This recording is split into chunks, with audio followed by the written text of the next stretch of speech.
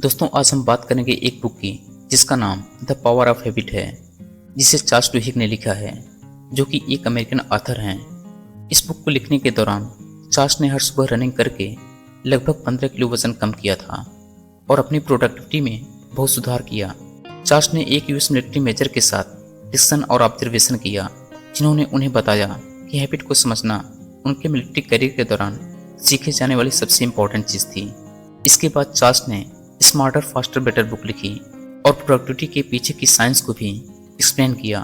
The power of habit book हमें बताती है कि हैबिट क्या है और किसी पर्सन, ऑर्गेनाइजेशन और समाज के लिए किस तरह उन्हें ढाला, नया रूप देना और बदला जा सकता है।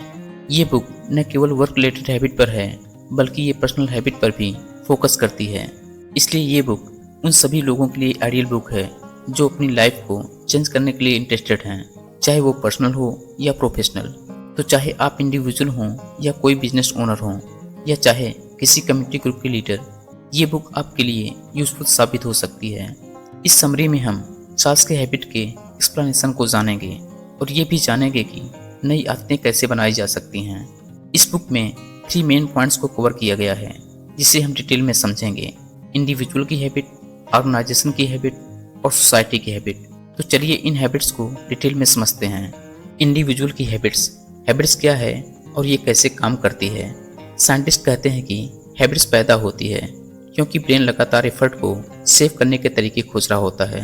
ब्रेन हर रूटीन को हैबिट बनाने की कोशिश करता है क्योंकि हैबिट हमारे ब्रेन को एनर्जी सेव करने में हेल्प करती है। ये एफर्ट को सेव करने की आदत ब्रेन के लिए फायदेमंद साबित होती है। चार्ल्स बताते हैं कि एक बार अगर कोई हैबिट बन जाती है तो उसके बारे में डिसीजन लेने में ब्रेन ज़्यादा टाइम नहीं लेता है। इस वक्त ये रेस्ट करने लग जाता है या किसी और टास्क पर काम करने लग जाता है। जो होता है वो अपने आप होता है। आप कोई भी टास्क बिना सोचे समझे करने लगते हैं और ये तब तक चलता रहता है जब तक आप उस हैबिट को जानबूझकर बदल नहीं लेते। हैबिट एक सी बनी रहने के लिए होती है, वो कहीं नहीं जाती क्योंकि वो डीपली हमारे ब्रेन में रम चुकी होती है। वो बताते हैं कि वास्तव में ये एक बड़ा एडवांटेज है। यहाँ प्रॉब्लम ये है कि ब्रेन फर्क नहीं कर पाता है कि कौन सी हैबिट को रखना है और कौन सी हैबिट को छोड़ना है। इसलिए आप खुद को किसी गलत हैबिट में फंसा हुआ पाते हैं, जबकि आप सोचते हैं कि आप उसे ओवरकम कर लेंगे, लेकिन वो हैबिट अभी भी वही है, किसी भी वक्त बाहर आने को तैयार। हालांकि ये हमें फेवर में लग सकता है, पर हमारा ब्रेन इन ऑटोमेशन पर डिपेंड करता है और ये हमारे लाइफ के लिए नुकसान देने वाला भी हो सकता है। हैबिट फायदा देने की जगह एक स्टाफ की तरह भी काम कर सकती है। क्या हम नई हैबिट बना सकते हैं? चार्ल्स हैबिट को बनाने के लिए एक इशारे या संकेत की इंपॉर्टेंस की बात पर जोर देते हैं। कई स्टडीज से ये प्रूव हुआ है कि जिस किसी ने एक नया रूल लागू किया है, उस रूल को फॉलो करने के चांसेस तब बंद हो जाते हैं जब वो एक इशारे को फॉलो करते हैं। इशारे या संकेत कोई ऐसी चीज होती है जो आपकी हैबिट को ट्रिगर करती है। एग्जाम्पल के लिए, किसी के लिए ये एक इशारा हो सकता है, जैसे ही आप घर पहुंचेंगे आप रनिंग करना शुरू करेंगे, या फिर जब भी आप अपने रूम में लगे किसी ब्लू लैम्प को देखेंगे आप सीधा काम में लग जाएंगे। आप भी इस तरह अपने संकेत बना सकते हैं। अपने आसपास देखें। चार्ल्स बताते हैं कि हैबिट का हमारे ऊपर इतनी पावर इसलिए होती है कि ये हमारे ब्रेन में क्रेविंग क्रिएट करती है।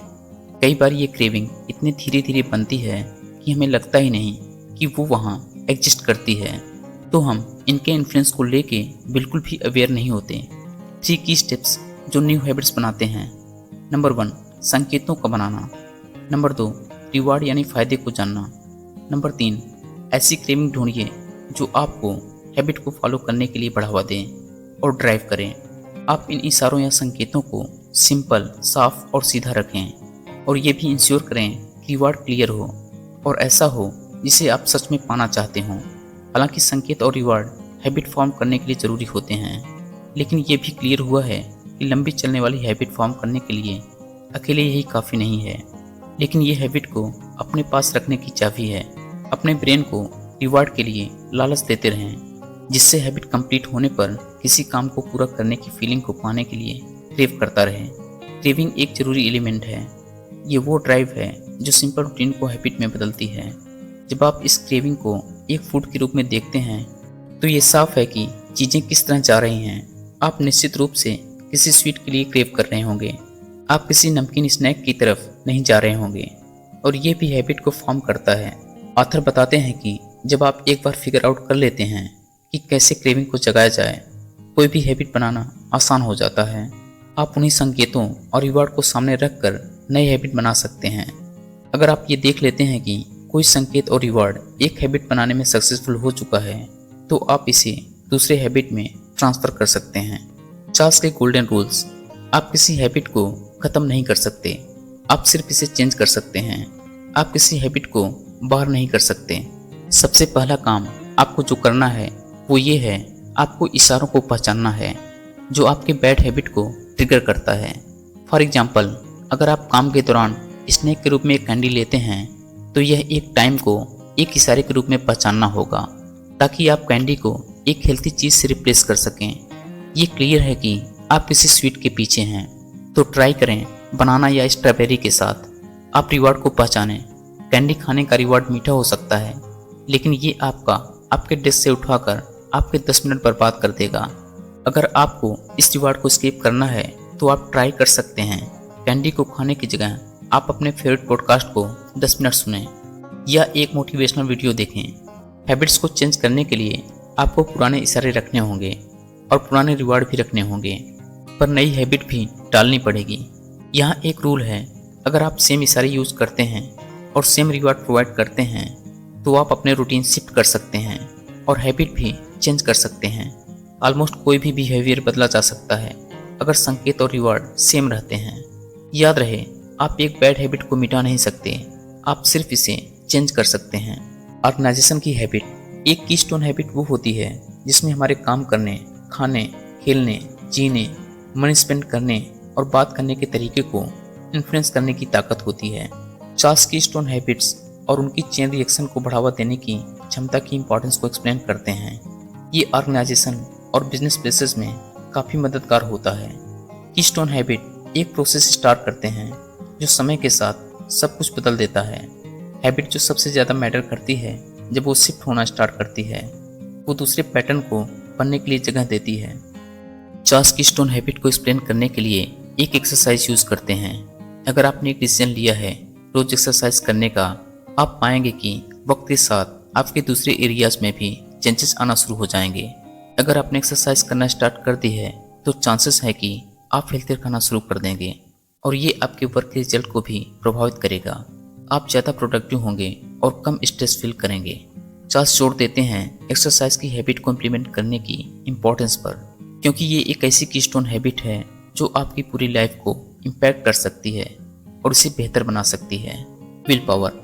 चार्ल्स एक्सप्लेन करते हैं कि सबसे ज़्यादा इफेक्टिव कीस्टोन हैबिट जो सक्सेस के लिए ज़रूरी है वो है विल पावर। कई लोग मानते हैं कि विल पावर कुछ ऐसा है जो या तो आपके पास है या नहीं, लेकिन रियलिटी ये है कि ये कुछ ऐसा है जिसे सीखा या सिखाया जा सकता है। आप अपने विल पावर को एक मसल की तरह समझें, कुछ ऐसा जिसे मजबूत बनाने के लिए एक्सरसाइज करने की ज़रूरत है। विल पावर एक सीखी जा सकने वाली स्किल है जिसको सिखाया जा सकता है। आप विल पावर को एक हैबिट में बदल सकते हैं, इसके बिहेवियर को पहचान कर और वक्त रहते एक्शन लेकर। जब आप डिसीजन लेते हैं और उसे फॉलो करते हैं, तब आप अपने विल पावर को एक्टिवेट कर लेते हैं। ये किसी ऑर्गेनाइजेशन या बिजनेस एनवायरनमेंट पे भी असर डालता है। अगर आप अपने एम्प्लॉयज़ को उनके फुल कंट्रोल में रहने को अलाउ करते हैं, जैसे कि उनकी खुद की एजेंसी हो, डिसीजन लेने की छूट और काबिलियत हो, तो वो अपनी जॉब में और इम्प्रूव एनर्जी और फोकस के साथ काम करेंगे। Destructive habits.